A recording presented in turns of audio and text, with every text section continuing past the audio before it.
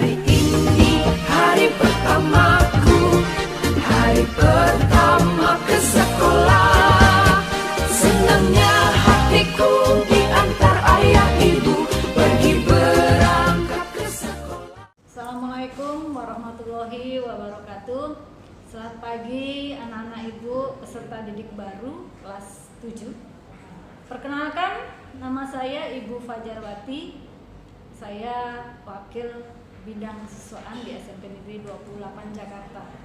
Pertama, saya ucapkan selamat datang, selamat bergabung pada keluarga besar SMP Negeri 28 Jakarta. Tentunya kami bangga punya peserta didik baru seperti kalian.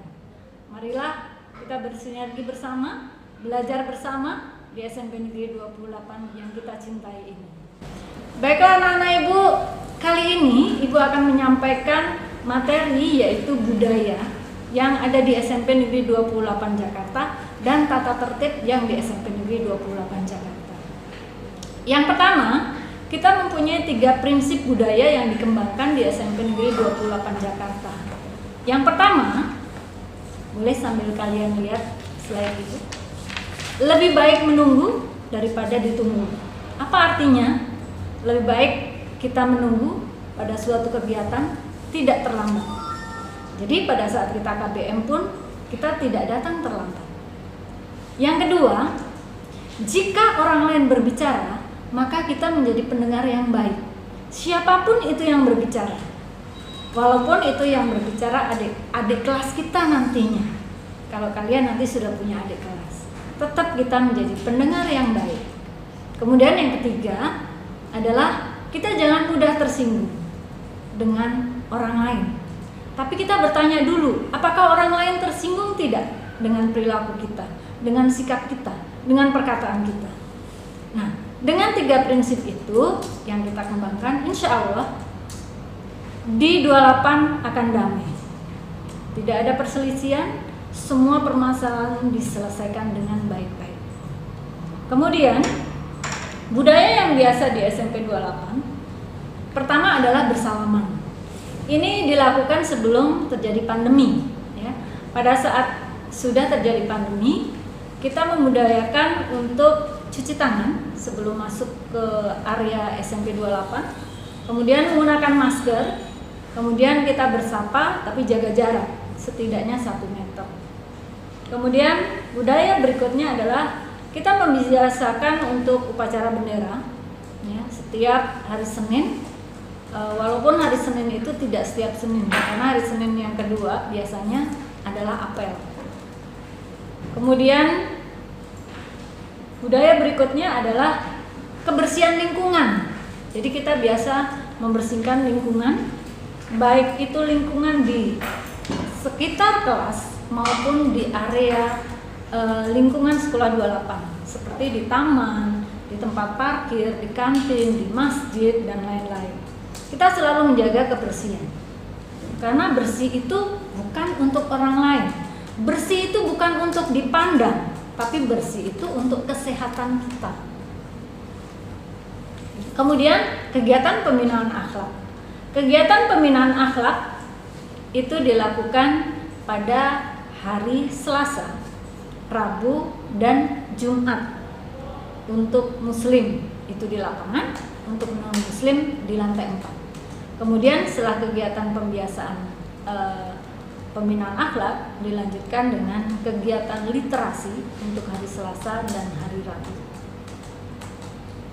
Kemudian budaya peduli sesama.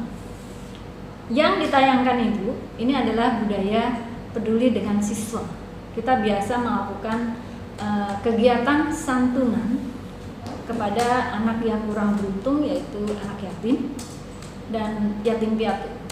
Kemudian santunan kepada sesama warga SMP 28 yang dalam keadaan kurang beruntung atau sakit, maka kita menjenguk.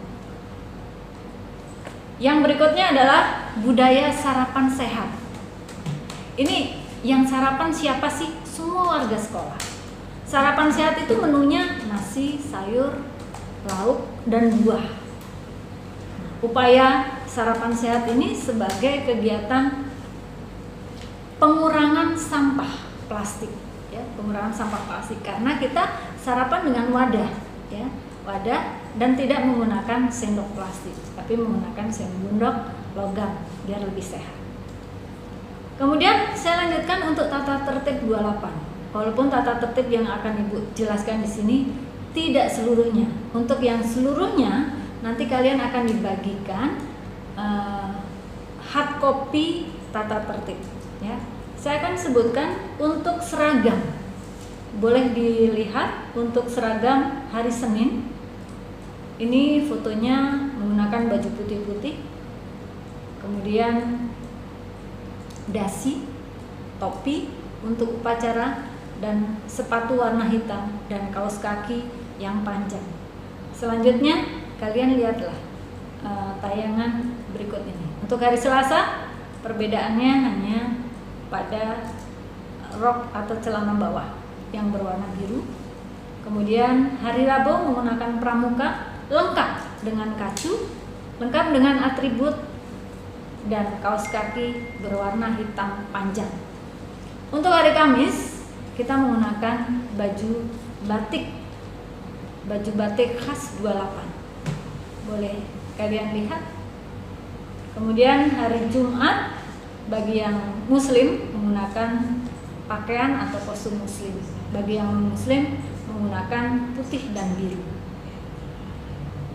Ini adalah seragam olahraga, tetap menggunakan sepatu hitam dan kaos kaki yang panjang.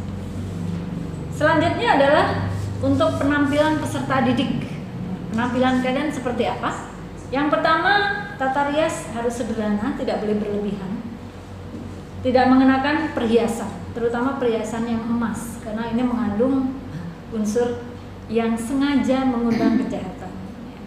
Jadi kita hindari. Batas rambut untuk putra tidak melalui leher pakaian. Kemudian tidak ada pengecatan rambut dan lain-lain. Kemudian untuk putri, jika rambut melebihi bahu sebaiknya diikat dan harus diikat. Jika poni melebihi alis sebaiknya diikat juga atau dijepit. Jadi tidak menutupi pandangan. Kemudian peserta didik dilarang untuk bertato atau bertinju. Bagaimana dengan kehadiran? Pada saat kalian nanti tatap muka, maka kehadirannya adalah 6.30 sampai 14 lebih 10 menit. Jika kalian hadir kurang dari 10 menit, itu yang harapan kami. Tapi jika kalian hadir pukul 6.30, itu biasanya ada ketentuan tersendiri, nanti akan Ibu jelaskan. Untuk hari Senin, pintu gerbang ditutup 6.30, karena 6.30 kita sudah mulai pembiasaan upacara. Kemudian hari Selasa sampai Jumat, penutupan pintu gerbang 6:35.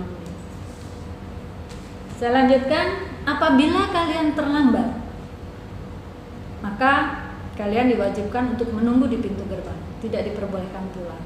Kenapa harus menunggu? Tidak diperbolehkan masuk, karena kalau kalian masuk akan mengganggu kegiatan pembiasaan yang sedang berjalan. Jadi kalian silakan menunggu di depan pintu gerbang. Setelah kegiatan pembiasaan selesai, kalian dipersilakan untuk masuk kembali ke SMP 28. Kemudian bagi siswa yang terlambat 3 hari, minimal 3 hari dalam 1 bulan, maka orang tua kalian akan dipanggil untuk ditanyakan, untuk dikonfirmasi apa sih penyebabnya kalian terlambat. Dan nanti akan dibuatkan solusi agar kalian tidak terlambat.